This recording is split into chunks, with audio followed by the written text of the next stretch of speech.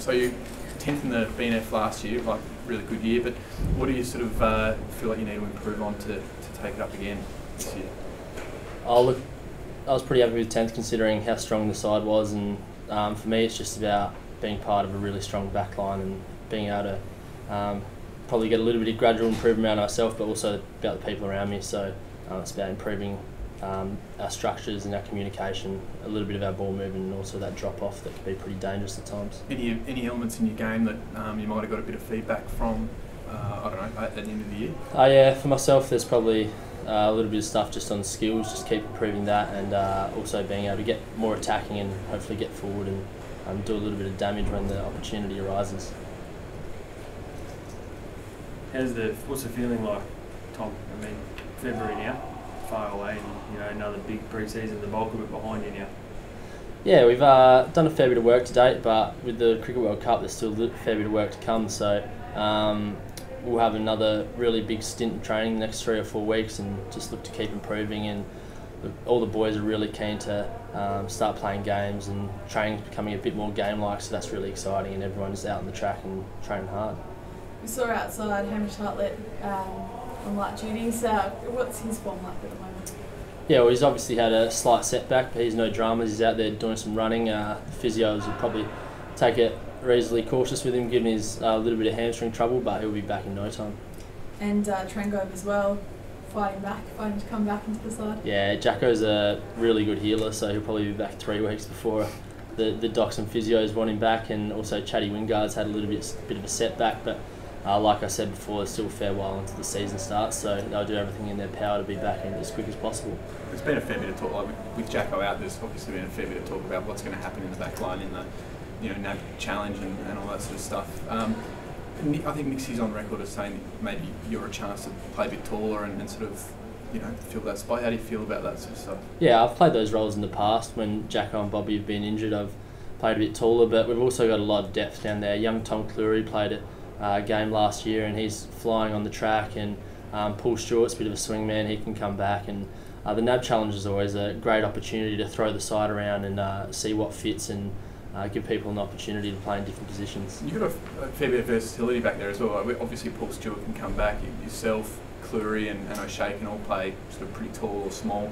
I mean, how important is that for the defence? Yeah, it's really important. Having blokes that can go up to the wing and wingers that come back to half back, and all those sort of mixes make it tough for opposition teams to know what we're going to do, and it's also good for us should someone go down or someone's getting tagged or whatnot. So yeah, that flexibility is really important. Do you see any similarities in this time of year compared to how the team approached the pre-season last year in terms of not being satisfied with that improvement and what you'd achieved? Yeah, the leadership group and Kenny and Burge have been really good at keeping us on our toes and raising expectations and making sure everyone's just keen to keep working hard and improve on last year, because obviously we weren't satisfied with where we finished, and we want to put ourselves in the same position to get that opportunity again. So does that just mean harder sessions, longer sessions, that sort of stuff? Yeah, Burjo's up the sessions again. We've sort of working on a bit of a 3-year plan, and it's the last year of that, so it keeps getting tougher and the boys keep embracing it. Because third year of the 3-year plan, do you feel like you guys have nailed Ken Hinkley's sort of style of footy, or do you still feel like there's a bit of improvement and development? Oh, there's definitely improvement. There's always areas to improve. We're probably in the process of tinkering things rather than having sweeping changes, so they're always upstairs working really hard, so the players are giving extra, they're asking extra from the fitness department, and that comes from the coaching group as well, so there's always something to improve in a footy club. Just talking about that 3rd-year plan, in the 3rd year this year, what is the plan? What does it entail? Oh, just with bodies getting more mature, it's just increasing the workload again, so that we can maintain that running advantage on sides as they obviously try and catch up to us. We want to keep raising the bar. Still a bit dirty on the holding the ball in the last few minutes against the Hawks? Not particularly. It was obviously a disappointing result, but there was a lot of things that happened in the game that could have been done slightly better, and a lot of things that could have gone either way. So that's the game of footy. That sort of stuff happens. You can't hold it against anyone. You were pretty stiff. Did you think about it for a while after? To be honest, I actually haven't watched that decision, so I couldn't tell you. Which is, you might think it's a bit strange, but yeah, you sort of, when you bow out, you get so close, you almost just get away from the game for a little while, and probably coming up to the season I'll start looking over some old game tapes. We do watch a lot of vision of areas where we can improve, but it's not particularly a certain game. You would have gone back and you've watched that prelim final. I watched patches of it, but just for learning purposes, stuff that the coaches have sent through and we've watched as a group, but we haven't really watched. I haven't sat down and watched the whole game at home or anything.